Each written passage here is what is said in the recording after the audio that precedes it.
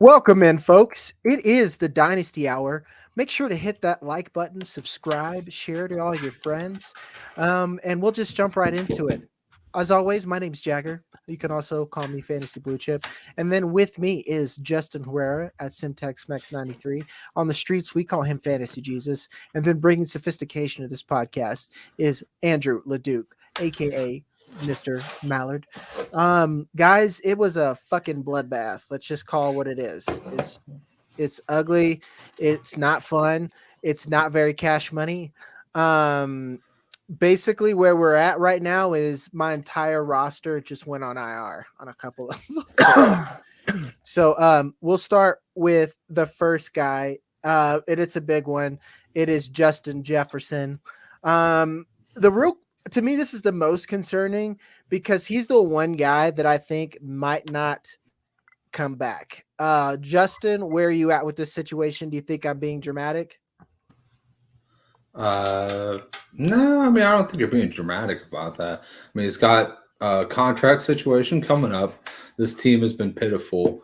I think that Minnesota, I was about to say Washington, Minnesota really has to figure it out, or they kind of have to start trading off assets. So if they start trading off assets, then you bet your sweet ass he's going to be sitting on the sideline because he wants to get that contract, get that money.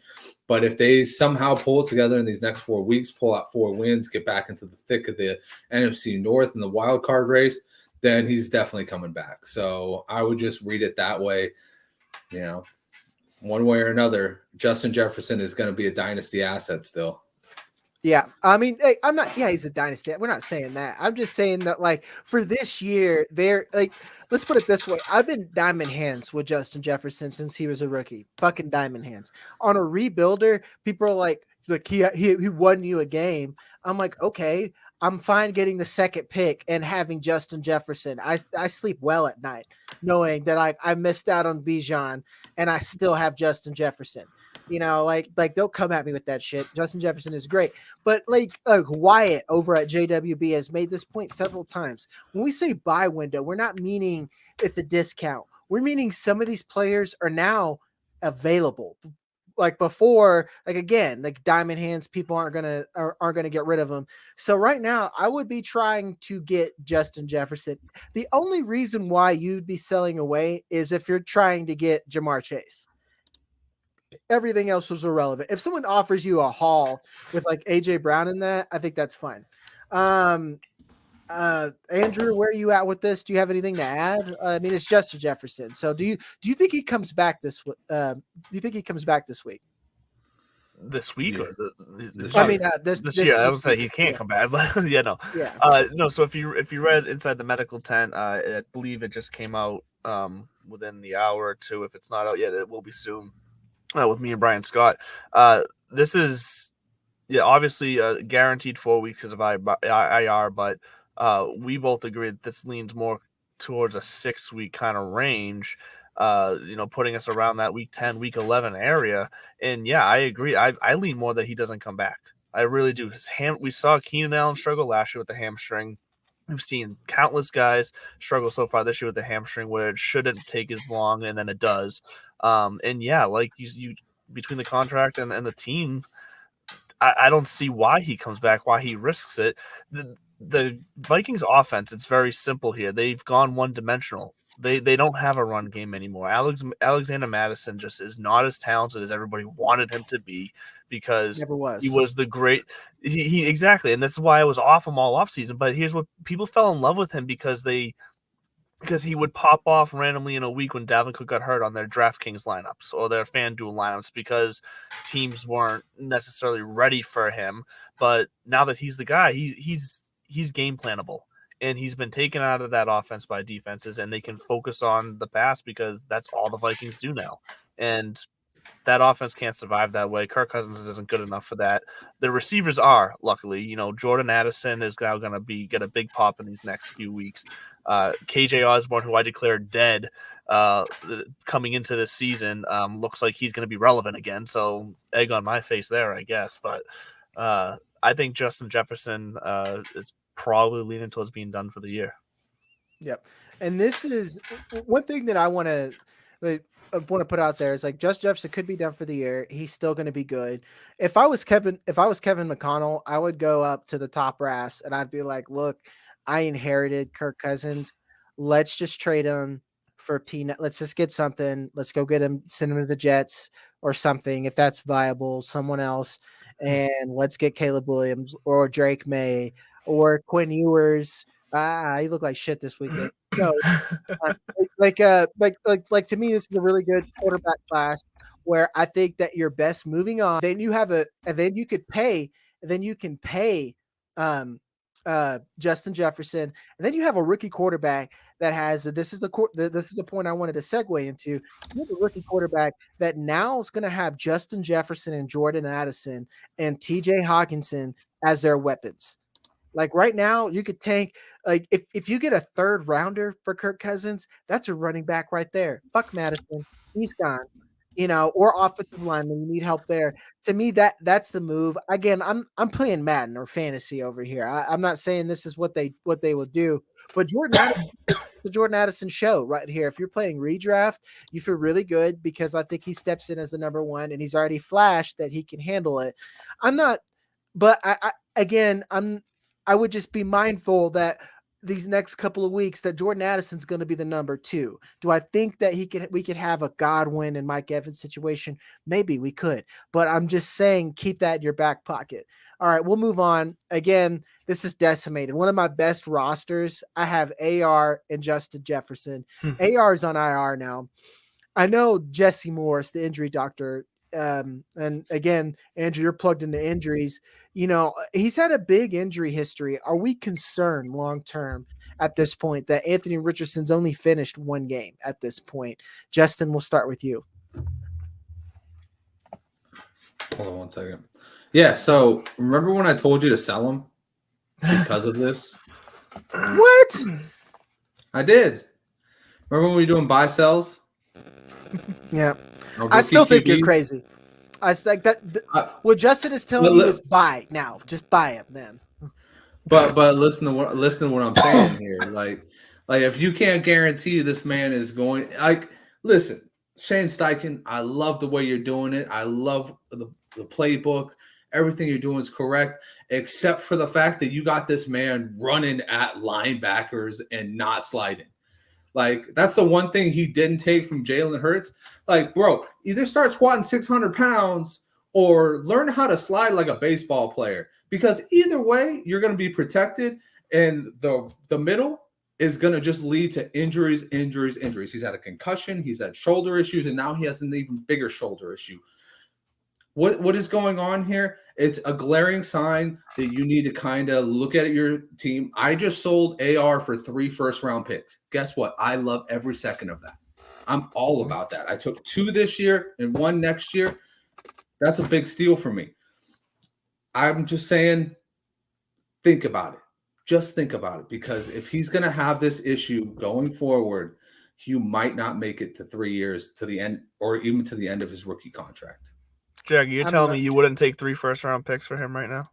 Fuck no, it's a burden. It's a bird in the hand right now.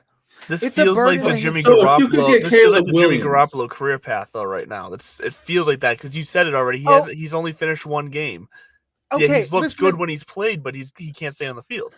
Listen to this though. Jimmy Garoppolo was garbage when he was healthy. He is right now. He like that's the difference. He's 100% garbage now. Totally. I'm not done. I'm about to go skip Bayless. It's my turn. No. I was agreeing with you. You got to slam the desk. It is my turn. No, it's okay. And one, I will say the concussion, that was him hitting the ground hard. Okay. Mm-hmm. Like that anyone would have gotten that concussion is what I'm saying. It's like, you can't, like, if it was fucking Tua, that's another thing. The shoulder thing, he had 2 people fall on him. I'm just saying that he has all the money in the world right now to fucking Russell Wilson it, have like the doctors work on him, whatever. Just don't Deshaun Watson it with the masseuses, whatever, to go take care of himself. He could go do jiu-jitsu.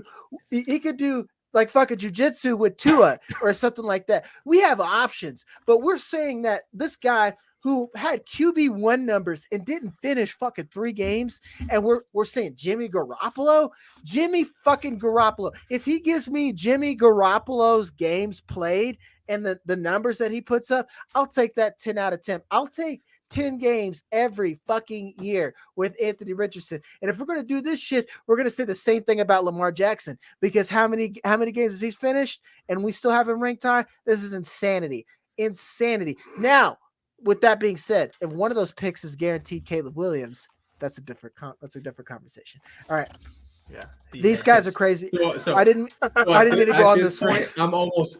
At this point, I'm almost guaranteed Caleb Williams, Marvin Harrison, because my pick's going to be Caleb Williams. Got to decide to tank Marvin Harrison, and maybe even like Brock Bowers or Michael Penix Jr. Whoever wants to decide what there. I think he's going to be a star. But we'll move on to that. We'll move on to the next one. God damn, Justin, you're sending me with the body shots today. I was like, don't come out. Like, I haven't gotten this hot on the show in a minute. I love it. I love it. Stay this hot. Let's go, bro. Let's go. They say sell, and they're concerned. Fuck it, man. I'll go buy them even harder. But I could just have 2 Justin Fields on a roster now. James Conner. James Conner's on IR. We'll get to him later. Simmer down. James Conner's on IR. Oh no. Anyway. Back to our regularly scheduled programming. Is anybody shocked? Seriously. That's what I'm saying. It's like I'm looking at my calendar here, like yep, seems about right. Yeah, I was about to say it's like, and all jokes aside, James Conner has outperformed what I thought he would, but I will retract that statement and say I think that the Cardinals have just performed better than what I thought they would. That they have. So everyone's gonna fight over Keontae Ingram. And I hate mispronouncing people's names wrong. What is this guy's name? Amari DiMercado. I don't know if that's right, but it no, feels right. That's exactly right. That's exactly right. Yeah, that's exactly right. Amari DiMercado. Because I didn't even remember it. And that's what you should do with these guys, because they're both, if they flash, it's okay. That means you're going to sell them in Dynasty. In redraft, you can be like, I'm going to have this guy for 4 weeks and blah, blah, blah, blah, blow fab. We're Dynasty. We play the long game. Like you are buying and you're selling. Moving on. Fuck this guy. Devon Achane. This is a real buy window because running backs got that shorter shelf life. I'm gobbling that dude up, baby. I'm gobbling him up. I like I said, I was wrong as hell, guys. I was wrong. I'm willing to admit that. He's good, and Mike McDaniels is a genius. So, and he's young as hell. So buy him. I think Justin, everybody was actually, wrong. I started with you. Yeah, I think everybody was wrong on Achane, because I think everyone just said, let's just stay away from the Dolphins' backfield because there's 3 between Mostert, Achane, Wilson, and even if you want to throw in, Salvin Ahmed, like there's 4 somewhat quality guys here. You don't know who's going to pop, but to this point, the Dolphins have been able to produce 2 top 10 running backs on a weekly basis, pretty much. So I mean, it's a shocker to everybody. On top of producing a number 1 wide receiver, like their offense is ridiculous. Now, is that sustainable? No. Is it playing above the curve right now? Yes. But yeah, Devon Achane, even with Mostert there, I think is still going to be valuable. One of them is guaranteed probably to get 2 touchdowns in a game. So it's a great bet. It's on him. And if you're talking Dynasty getting into next year and the following years, I think there's a real chance that Achane does take over this backfield, and they do at some point maybe move on from Mostert to get the value that they can for him right now. If he's healthy at the end of this year, maybe they do move on from him and try to get something in return before he goes and gets hurt again, because he's another one who can usually not stay off the injury list. Yeah, and actually, I'm gonna. And Jeff Wilson, he's going to be coming back, if not this week, definitely next week. So. But I think Achane still pushes Wilson out once Achane comes back. Yeah, it's like it's draft capital, and we're going to talk about Jahmyr Gibbs later and why draft capital sometimes doesn't matter. But and like again, guys, these are hit rates. These are like people forget about fantasy. It's like there are going to be outliers, but let's just say it 8 times out of 10 when a running back goes first or second day, that is their guy. That is their guy. It's all about money. Devin Achane is good. Let's look at Tajay Spears right now. Like King Henry is no longer king, but like even that's another one I'm willing to say I was wrong on because I was like Derrick Henry, because I've been a dynasty guy so long. I've been fading Derrick Henry for 3 years and look like an asshole. I didn't want to make it a fourth, but lo and behold, I look like an asshole because they drafted Tajay Spears second day, and this guy's fucking balling. The numbers don't lie, but I digress. If you could get Devin Achane right now, or Achane, it's actually Achane, he said. Yeah, I always do it though. Yeah, I know. It's because it's better. Go buy a better. No, that's fucked up. That's fucked up. I'm sorry. It's disrespectful. Yeah, I always call him Devin Achane, but isn't it like Devon Achane? Like even his first name is like Devon. Yeah, it's Devon Achane or Achane. Achane. Achane. Like you know what it is, guys? It's a sell. It's a sell fucking hard on that guy. Because I'll tell you what, you gotta look at a buy sell window and you gotta look at how much am I gonna be buying this guy for and how much am I gonna be selling this guy for. And if I can sell him for a lot more than I can buy him for, why not? Because look at it. Look at it this way.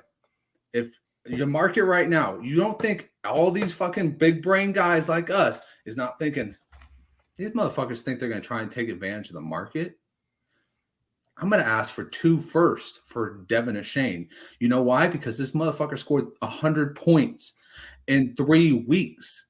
When he comes back in 4 weeks, he's probably going to do it again. And that's going to be their argument for it. So they're going to be asking, driving up a wall, trying to get you to pay for him.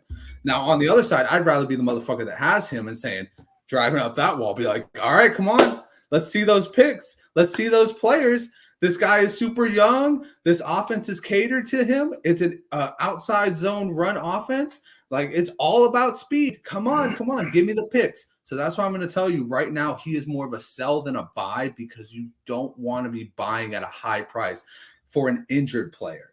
And that's what you're going to have to do with this guy because he's injured, but because he scored 100 points, nobody's going to let you go with, oh, let me just give you 2 seconds for Devin Achane. Nobody's going to fucking do that shit right now. That's even like a medium price for me. You know, this is a day 2 pick that at the end of the day, I don't know if he's going to have an injury history because he's 187 pounds, he's 5'9", and he's a speedster with now a hamstring issue. I don't know if he's going to have an injury history now. I'm going to sell him all day long. Okay. All right. I didn't want to spend any more time on this, but I fucking have to. It's just like he's getting fired again, tonight. Yeah. I love it. I am fucking lighting the fires. Let's go. I get into arguments. I get into arguments with Kluge about this shit because I'm like, you fucking redraft child of summer. Like you guys think so linear, like linear. You're all linear about it. Here's a real scenario that it's probably going to get rejected, to be honest. But he is a Cowboys fan, so it's 50-50. I'm like 2-3 right now at this point. I lost Anthony Richardson, Justin Jefferson, and this is super flex. So I have Trevor Lawrence, who's ironically my QB2. I drafted Anthony Richardson to be my QB2, flippity floppity there. And then all I have after that is Gardner Minshew and Ryan Tannehill. It's not great. I just traded for Tony Pollard. So I thought I was going to be good. So what if I take Tony Pollard now, who I traded a fucking first for? This is why I don't trade first for running backs. But anyway, that's a whole different argument. What if I send that to the Achane owner, who is 4-1 right now, just lost Achane, and I'm like, hey, you can have Tony Pollard. Give me Achane. And like, here's the kicker. I'll take Tony Pollard and Achane straight up. He doesn't know that. But if he gives me a pick on top of that, that's a bit of a sweetener there. And to me, that makes sense. He's competing. He is all in. He can afford not to have 4 weeks of no running back production because it's a long haul. That's what I'm saying. These are the scenarios I would look for. So excuse me, Fantasy Jesus, while I'll go trade for Devin Achane. So stay Andrew, tuned next week. I'm going to ask you a question. Would you take Pollard for Achane straight up in Dynasty right now? If you had Achane, would you just accept Pollard straight up right now? No. Yeah. Exactly. You'd want on top of it. And you know why? I'm going to let Andrew take this one. I'm sorry. I was rude. I'm 4-1, If I'm 4-1, yes, I'm trying to win. I'm not trying to perpetually rebuild. But I've also been a Paul and naysayer for months and months now, though. So that's why I personally wouldn't, because that does nowhere near the value that I would need back for that.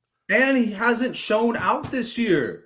Like, you got to put more on there. He's not going to. Exactly. He's coming back from an injury, so you don't know if he's going to show out later in the year, or if he's never going to show out, because this defense is going to be driving force of the offense. You know, the Cowboys are going to very quickly realize that they are going to need to go back to their whole dual threat.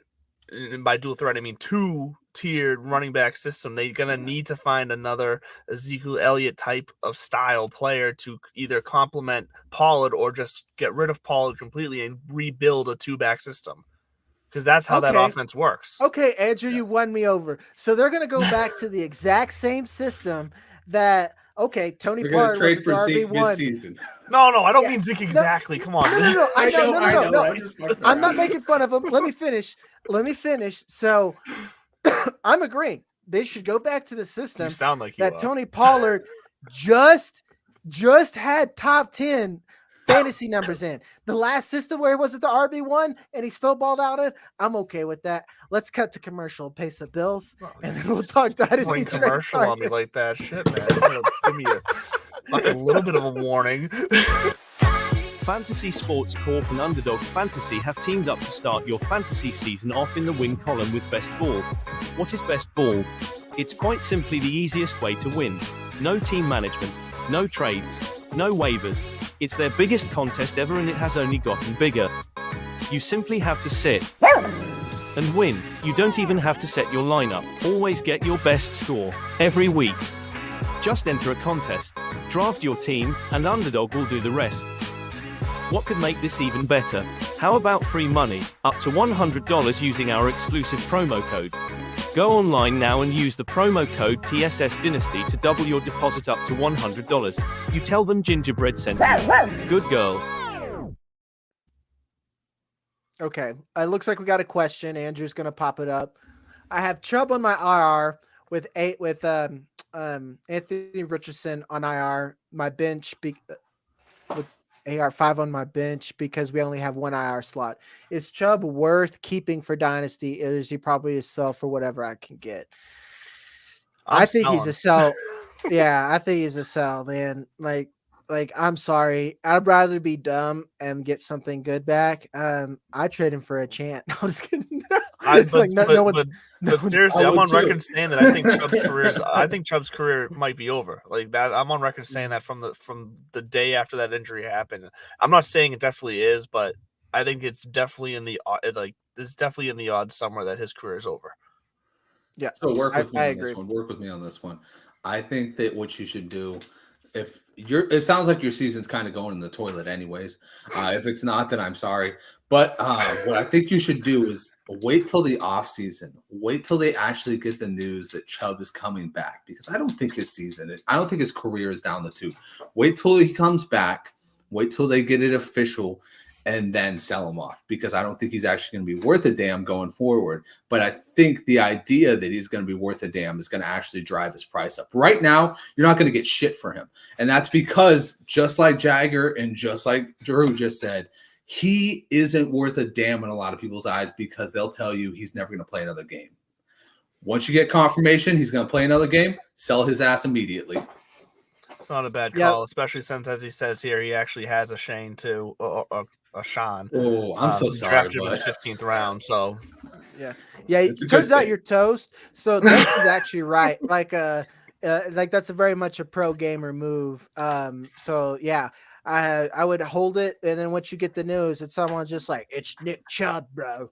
And then you go trade it to him, and then you can actually get some value or something like that. And then I get if you need the roster space, go ahead and do it. I mean, now, like I said, I don't think he's going to be that good, but you'll probably get more later. All right, so we're talking Dynasty trade targets, and we've basically been talking about that already. It's now everyone is sad. Like we've got 5-game sample sizes, and everyone is like panicking, or you're trying to rebuild. Very sad. Yeah, dude. Like today was a rough fucking day for many people out there. So the first one I want to talk about is JSN. I'm as plugged in as anyone in the fantasy community. Football guys, so we get a lot of the regular Joes, the guys who still use ESPN and stuff like that. So like here to my ground, man, the JSN discourse is wild. And I've never seen a bigger buy window where I think you could buy JSN in a multi-layered deal right now where let's say you want to pack it in and you've got like, well, I've got George Pickens or I've got I don't know, let's say you got Tyreek or something where you could sell for the house and get JSN plus a whole lot. You guys need to do that. And let's just talk about what it is. The Seattle Seahawks aren't as good as they were last year. This offense isn't that great right now. And that's a lot of the reason for it. And 2, we knew that he was going to be slow. I feel like we said this, like everyone just forgets after week 4. They're like, well, why isn't he a top 10 receiver? Because he still has good receivers ahead of him. You know, like sometimes teams play the long game. Why not I draft a guy that I know is good and I still have guys that are good. Like Tyler Lockett, I'm pretty sure he's in a contract year or he's in a spot where they can trade him or move on for him and he's fine. To me, this is a slam dunk. Justin, are you still going to be the contrarian here? Do you think he's a sell, or do you got are you going to be the wild card here? He's 1,000% a buy. Listen, just like you said, you were alluding to it. He's behind a really established good group of wide receivers, and a lot of the wide receivers that have been popping as far as rookies, they're not the most talented guys as far as JSN goes. But it's just they have a necessity in their offense. Tank Dell has a necessity in Houston. There's nobody else there. Josh Downs is taking away snaps from Alec Pierce because nobody can get him the ball downfield, and they prefer to take the slot snaps. No, so Alec there's Pierce a necessity. Good. Yeah. I don't want to admit it fully yet, but yeah, I kind of. I know because I was a Pierce fan too. I get it, Justin. Yeah, I kind of missed on that one. Yeah. But this is one of those things where you gotta look at it through the lens of dynasty. Like JSN is a dynasty asset. He was never a redraft asset. I remember saying that, like, don't look at it through the lens of like redraft because you're gonna be disappointed.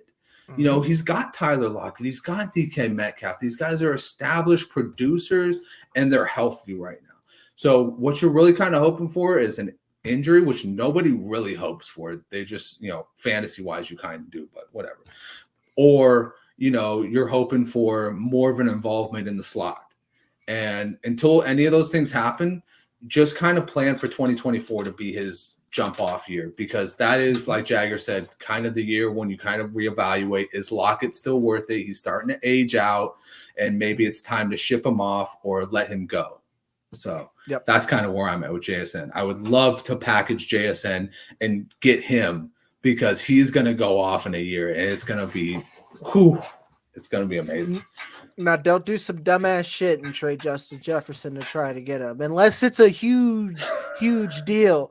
But I'm just saying, like, we didn't say go trade Justin Jefferson for JSN. We said go trade like a package.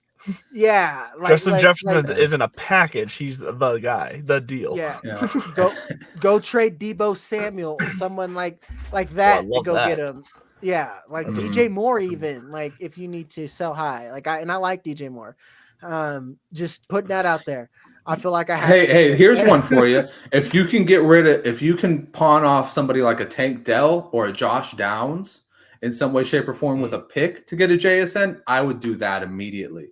Yes. Because what you're giving up immediate success for long-term success. I think both those guys are not going to have the long-term success of JSN. I would do a little onesie, a little 1-for-1 there. Like if someone's like, will you give me Josh Downs now? I'm like, fuck yeah, I'll give you Josh Downs. 100%. And I love Josh Downs. I love Josh Downs. And that's what I try to explain to people. Like I told you guys, I think last week when I released like my Dynasty rankings, they're like, you still have JSN high? And I'm like, yeah, it's Dynasty.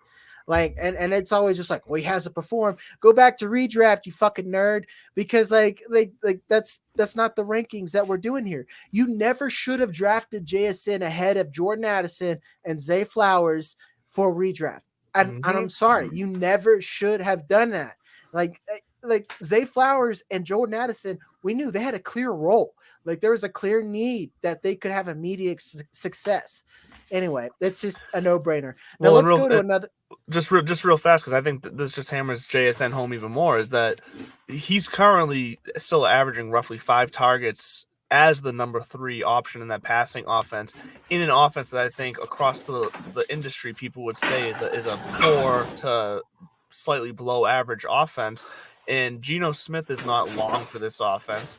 DK Metcalf and Tyler Lockett may not be long for this offense come 2 years from now. And this is still an offense that is producing a number 12 ranked running back in Kenneth Walker right now. So if he's still garnishing 6 targets with the current situation of the Seattle Seahawks, with a slight rebuild and upgrade to in the coming years for this offense, JSN will be a superstar. Yeah.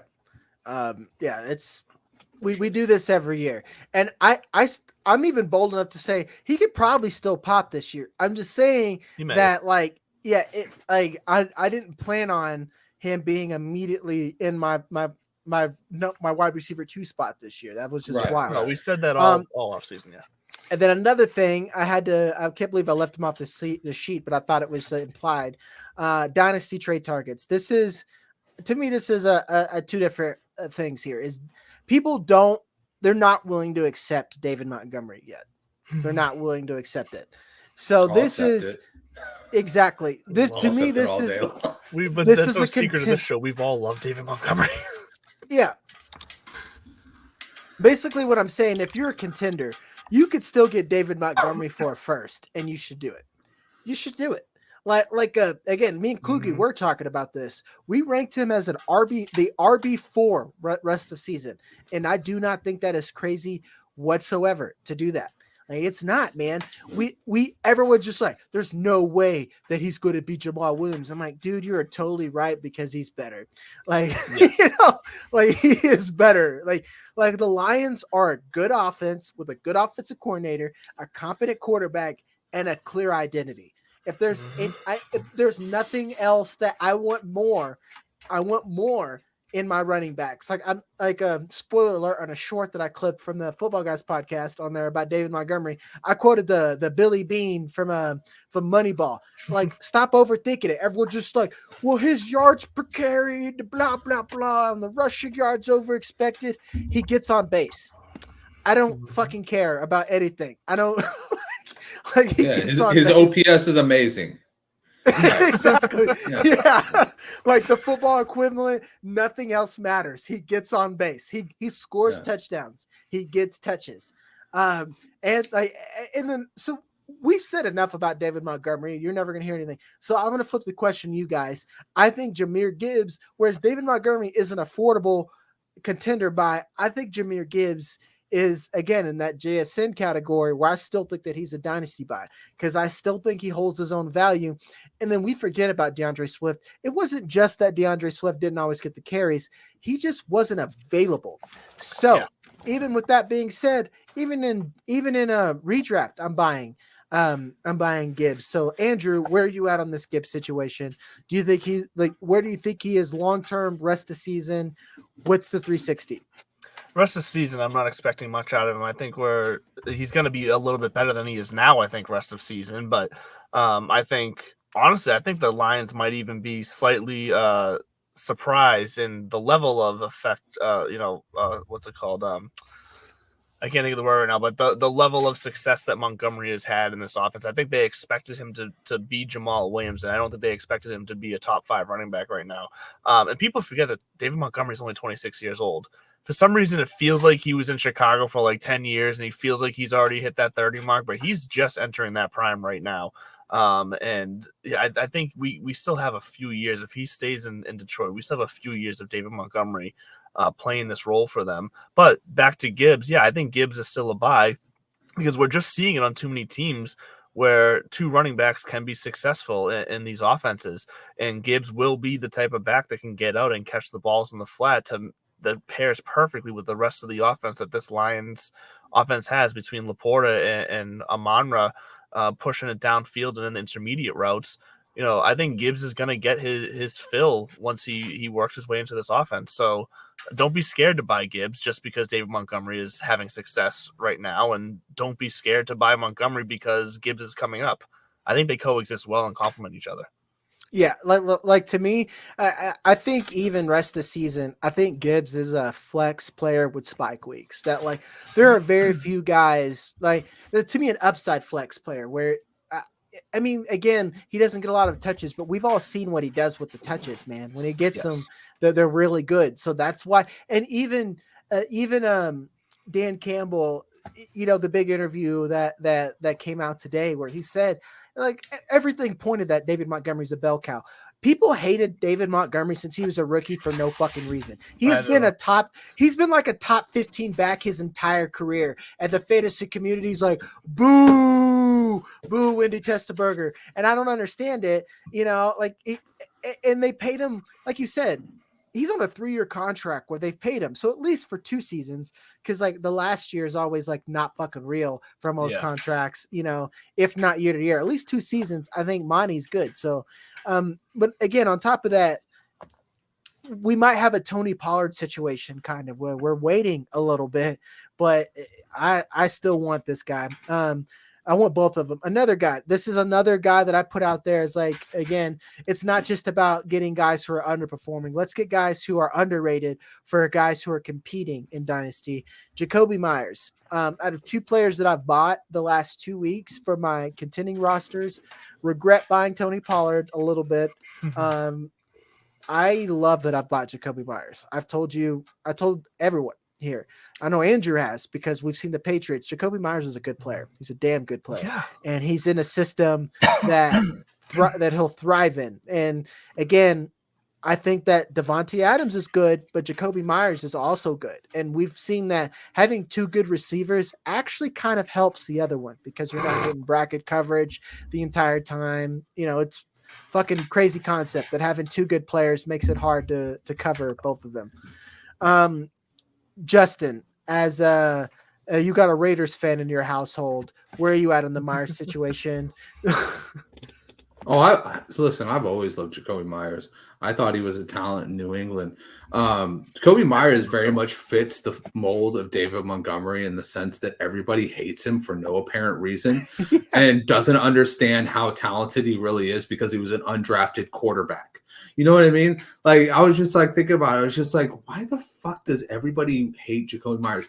And I put out a tweet a little while back, like right before the season. I said, Jakobi Meyers is one of the guys that you're going to want to get for his value because he's going to produce near the level of Davante Adams, and you're going to regret it for the 14 rounds that you don't have him.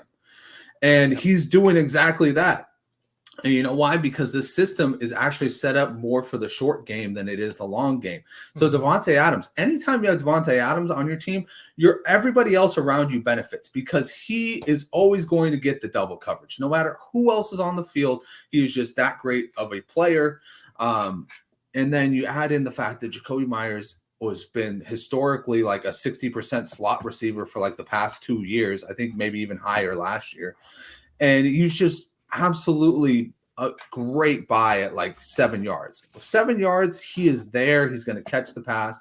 You're in PPR league, half PPR league, which everybody is in now. He's an excellent addition to your team.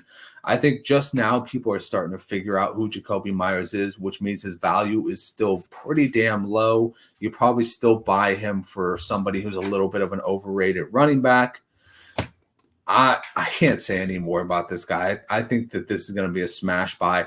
And hot take, I'm sticking with it. I think Jakobi Meyers is going to outproduce Davante Adams in fantasy. I don't think that's crazy at all. And that's not even anything against, again, Davante Adams. Yeah. Jimmy G just fucking sucks. So he's a first read quarterback. That's the problem. It's like he sees one guy in front of him. He's like, okay, that's my guy. Mm-hmm. Like he doesn't wait for anything to develop.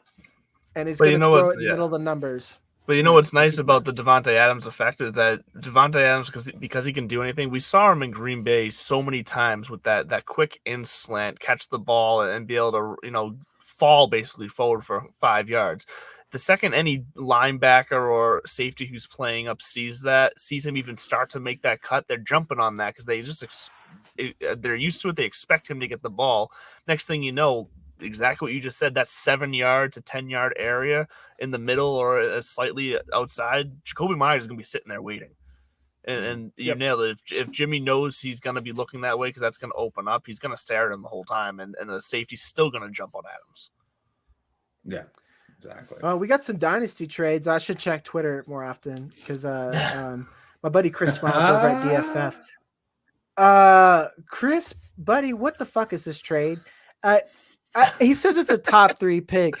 It's a top 3 pick. So like he's 1-3 right now. So maybe he's really aggressively getting points off his roster to get Caleb.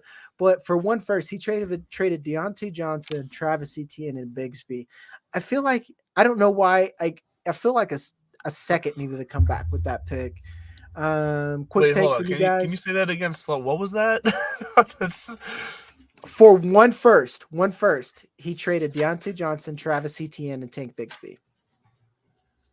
Oh. Like, I feel like he could have got more. He plays in some sharp easily. leagues, though. And, like, I know in one league, people are stingy as fuck. And if they don't like a player, they're like, I'll offer you the rest of my sandwich. And I'm like, okay, this is, like, a quality player. Fair, yeah. That does seem like too little, though. Yeah, that's... I think he's got zero faith in the Jacksonville backfield at this point. I mean, if you're throwing those 2 guys with Deontay Johnson, who we know is going to rebound at some point, it just seems like you said, Jag, like, where's the extra? Where's the little extra on top? You know what I mean? Yeah, it needs a little bit of mustard. Like, I get the move. I get the move. It's just a plain turkey sandwich. Yeah, exactly. This other trade I fucking love. He gets the Anthony Richardson, Josh Downs stack. I know you hate that, Justin. Fucking hate it. And he gets a 24-second. And he traded CJ Stroud, who I still think is great, Mike Evans, and a 3rd. So like you upgrade a pick, you get Josh Downs, and if again injuries are the only scary thing, Anthony Richardson as far as upside is looking pretty good. I love that trade. Then we got another one here. Wan'Dale Robinson, he fucking loves some Wan'Dale. A 2026 first rounder, a 24 third, and a 24 second for Goddard, Rashad Bateman, and White. I actually think that's kind of fair. Bateman doesn't matter. Rashad White has blah. Like that. Yeah. Wow. I don't know. That's yeah. What do you get back for Goddard? Wan'Dale, that doesn't matter to me. 24 third, a 26 first, and a 24 second. Man, you're playing way too far into the future for me, bud. I don't even know if this league's going to be around in 2026. I don't know if the aliens are going to come and abduct us in 2026. You're asking me to put my money on a lot of things there. Yeah, I don't know. I guess that trade is even. It's just kind of to me. Yeah. I don't know if he got or sold Gardner Minshew, but Gardner Minshew for Wan'Dale Robinson and a 24 fourth. Is it weird that I don't give a fuck about Wan'Dale? Am I missing something? Like, I saw him catch a couple of passes, but like I just am I missing something? The one thing to notice about Wan'Dale is that he seems to have Jones' eye. Like the second he came back, Daniel Jones seemed to be looking at him a lot. It doesn't mean that's going to equal success, but it at least means something. But this is also Daniel Jones looking at him, and this is also Daniel Jones looking at him all panicked. And after about 2 seconds, because that offensive line is such trash, so I think the rate of success is very low there. Yeah, it kind of feels like you're buying into a 1 year of Isaiah Hodgins like last year. Yeah, like you're buying into like that. Oh, he's going to get 7 targets a game, but what is he really going to do with that? You know what I mean? Like 3 catches, 40 yards. Yeah, Wan'Dale Robinson feels like a redraft pickup that you hope you can slide into your flex for bye weeks and things like that. But I don't see him as a dynasty asset. Yeah, I was about to say, like, I liked him coming in, and then I saw the Giants offseason and said, nope.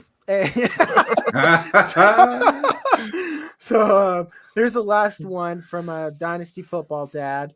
And a 1 QB, he sold A. Rich, Jelani Woods, and a 24 first. This was before week 1. So there's the context here. And he got Lamar Jackson and Njoku. Yuck. At first. Yuck. Yeah. That first, Betty. Yeah, the first is what makes that rough. Yeah, yuck. Yeah. Got schooled. It's all right. We all take our lumps. Especially it happens. In the off season before week 1, you take some shots. Yeah, I was about to say it was week 1, so I don't hate the move. Hindsight's 2020. Traded Devontae Adams for T. Higgins, Jacoby Myers, and Zach, buddy. You still in here? Oh, I didn't even see this shit. That's from Zach Havoc, who came in here. He traded Devontae Adams for T. Higgins, Jacoby, and DeAndre Swift. Buddy, I would be roster baiting right now. That is delicious. That's fantastic. That is fucking dope. And no picks involved either, just players for players. That's That's great. That is that is the trade of the fucking week, my guy. So that's all I got for right now. We'll pay bills one more time and we'll go back to our trade targets. Jazz, Sportsbook, Casino, and Racebook, the world's best resource for all-purpose online wagering. For over 20 years, Jazz has provided the best and quickest payouts in sports and entertainment wagers. Live sports betting, covering all the major sports leagues, and even into the new and exciting world of esports. Down the stretch you'll come, with Jazz's online horse wagering. Get paid when you play with Jazz's fun and exciting online casino games. Go online now and use the promo code TSS for our new members deals. Jazz Sportsbook, Casino, and Racebook, the world's best resource for online wagering. Jazz Casino, folks. And as always, make sure to like, subscribe, and hit all the fucking buttons, bells, and whistles. This is a good segue perfectly into our next guy on the list, Zach. I was going to have T. Higgins as my next trade target. Everyone's sour on T. Higgins. So I understand in Dynasty, if you are a contender, why you would sell. Because I think everyone knows T. Higgins is good, right? T. Higgins is a good player. He's coming up in a contract year. This is the time to buy, folks. This is I don't care where he goes. Not having Jamar Chase there, it's to me that's the bar. He's the only place where he's not the wide receiver one is the unquestioned wide receiver one is maybe AJ Brown. There's only 4 or 5 guys I think are ahead of T. Higgins. You still like him if he goes to the Patriots with Mac Jones still at quarterback? I don't. Oh man. I don't want to. I don't. Don't put that into the ether. Do not put that into the fucking ether. I've never been so down on the Patriots. I've never been so down on. I've never been so down on Mac Jones. You fucking know, guys. I know. Fuck this team. I hate it here. I don't want to sidetrack us though. Sorry. Jagger's my team is the Patriots, and I live in Denver, Colorado. Fuck this shit. My life is not full of good. Do you think it feels to live here and listen to all just sports talk radio all the time, and me agreeing with them being shit? We only got 2 more guys, so we have time. I'm going to digress a little bit. Listen here, guys. Here's my sports team. I'm from Arkansas, so I'm an Arkansas fan. I am paid to listen to CSU. That's the only reason why I cover CSU. They're fucking terrible. I live in Colorado, so Denver sports is there. And I am a Patriots fan, as they said. I'm in a hellhole. I have nothing to look forward to. Nothing. Football hurts, and I live in pain. Moving on. Our next hockey. guy. Yeah. That's why he's your best fantasy analyst, because that's the only teams that he likes to look at is his fantasy teams. I don't blame you, bro. Fuck, man. It's I used to have the Patriots when I would turn off the Arkansas game, I'm like, thank God I got the Pats tomorrow. Mm-hmm. So now I turn off the Arkansas game. Then I go to my job where I got to listen to CSU get fucked by Utah State. And then I got to come home. I'm starting to look. They almost beat Colorado and get fucked by Utah State. How does that even happen? It's crazy. And then I got the Patriots, do I care? Every time they come on Red Zone, I'm like, get them off. Yeah. All right. T. Higgins, we all think he's good. You should buy him. There's very little analysis there. The next two guys, there is some nuance to. Kyler Murray. I still think you should buy him. Every day I flip flop if he's going to be a Cardinal or not. Either way, you should buy this guy. All right, guys, some of the jobs that we thought that needed quarterbacks and they were filled, they still need fucking quarterbacks. And actually, I'll just go back to a recent problem that I said I wasn't going to talk about. You know what needs a fucking quarterback? The Patriots. So I'm just saying that Kyler Murray's going to play someone. I don't want Kyler Murray and the Patriots. We got too good of internet here. He'll never get off our card. No, I'm just saying that Atlanta needs a quarterback. The Patriots need a quarterback. The Vikings need a quarterback. The Vikings need a quarterback. Well, they will. The Saints need a quarterback. Fuck it. Do the Panthers need a quarterback? No, I'm just kidding. That's too early. I'm just saying, like, people need quarterbacks, and Kyler Murray's already proven bird in the hand. Like, if people are willing to throw money at Derek Carr and say, like, well, maybe, I'm pretty sure that Kyler Murray's going to get a job, so you should pay for it. Kirk Cousins, Kyler Murray straight up trade between the Cardinals and Vikings. Just fuck up the whole NFL. That would be so shitty for Kirk Cousins. I know. Like, that'd be so wrong. You might as well spit in his mouth or something like that. You're like, Kirk, you're a good guy, but you know where you're going. Yeah. Arizona, baby. You know. Fuck. And you know he show up every single week like a good guy in a bow tie and shit like that. Oh, sure, that's just his style. No, you are wrong. He's gonna show up in a flannel that his wife bought from Kohl's. Yeah, in 120-degree weather. Yeah, exactly. That's just not even for Kirk. He's too good of a guy for that to happen to him. That's like when the Patriots sent Jamie Collins to fucking Cleveland. They're just like, all right, buddy, fuck you. This is what you get. Bill's like, this is the ultimate punishment. I'm not going to send you to the practice squad. You're going to Cleveland. The shadow realm. There's like, I'm going to send his ass straight to motherfucker. Exactly. So, Kyler Murray's a big one. And I'm going to be honest. If I want him to stay at the Cardinals because, like, Jonathan Gannon's got something cooking over there. Turns out Nick Sirianni knows how to pick his coordinators because I think we see right now the Cardinals, the players have bought in besides Buda Baker. I think everyone's good there, and I love Michael Wilson. And if they keep losing, I think that imagine this team having Kyler Murray, Michael Wilson on another side, DeAndre Hopkins on another. That's what dreams are made of. Probably won't happen. Not DeAndre Hopkins. I'm sorry. Marvin Harrison Jr. and Brock Bowers. That was a Freudian slip. Because that was a Freudian slip there. Because I think Marvin Harrison Jr., that's his floor is DeAndre Hopkins. Next, Justin Fields. Justin Fields. Andrew, I still think he's a buy. Where are you at here? I agree. I do think he's still a buy. I feel like what we saw with the success that he finally had this past week with DJ Moore and that the offense had in general, I think it's just become that the clear apparent issue with Justin Fields is all mental and in the head. He doesn't know how to get around the drama yet. He doesn't know how to get around all the other noise because Chicago has had so many other storylines going on that have nothing to do with football other than the fact that some of their equipment got stolen. That's the closest that all those stories have had to do with football. And he's sitting there having to hear it all. I don't think he's learned how to deal with it yet. I think he will learn how to deal with it. I still think he's an immense talent. But I do think that all of these things we've seen around the organization as a whole are going to lead to some changes off the field that I think are going to benefit him. And hopefully you just need to hope that they can find some stability within the organization around him from the front office, from management, whatever angle you want to go at it from. But I think the talent is still there. Yep.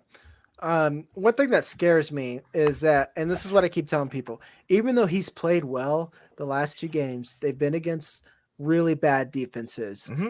And the play calling is still fucking atrocious. If you look at DJ Moore's God game, all of those came on hitches and go routes. So Do I think DJ Moore is like he's still fucking great? And if anyone's gonna make it happen, they're players like DJ Moore. But I'm just saying, if you go against like your 49ers, even your Eagles, even though they're softer right now, like that, these good defenses, it's just not gonna happen. It's not gonna happen like that. So what I'm saying, go ahead, Justin. I just want to throw this in here just to bounce off of that. His next 3 games are like fucking gold. He's got the Raiders, he's got the Vikings, and he's got the Chargers. This is the perfect time. If anything, this might be the perfect time to, you know me, Mr. Contradictory here, Mr. Contrarian, sell the fuck out of him because you can sell that fucking schedule all day long, and you can wipe your hands clean of Justin Fields because I think the Bears can do that soon too. He's not completely wrong. He's not. I won't, and for the sake of time, I won't counteract that too much because there is real logic there. Because like I said, it's a soft schedule, which is great. But like if he plays a real mofo, buddy, I'm just like Luke Getsy still fucking sucks, is what I'm saying. Like let's not forget the real problem is that the play calling is fucking terrible, and it's still we're gonna have a game. I still think we're going to get a game where Justin Fields is going to get 6 points or something like that. You know what the worst part is I think that they want to fire Eberflus, but they don't want Getsy to take over. I mean, normally you hire your special teams coordinator because they do clock manage it, and then I don't know, man. I don't know. It's buy Justin Fields and pray. That's what I'm doing. So my analysis. So you guys got anything else to add before we call it? No, because we got to the Patriots and how they suck, and that was just my main thing coming into tonight. So they're fucking terrible, man. Like I knew it wasn't gonna be great. I didn't know it was gonna be this bad, and I'm sorry. We'll save Justin. They're fucking terrible. Anyway, I'm going to go drink. My name's Jagger, also known as Fantasy Blue Chip. You can find me here and on several other shows. Just follow me on Twitter. I'm not going to go all Daenerys Targaryen about it. And then with me, as always, is Justin Herrera, also known as SimTexMex93. You can catch him on our mother show almost every day, it feels like. And then Andrew Leduc, real Mr. Mallard. He talks golf on Divots Pivots, and you can see him on Behind the Injury Tent, which is quality shit. I don't know. Inside the medical tent. You had 2 of the words right, and it was the and tent. Tent. And it's funny. I immediately said I don't know anything about doctoring.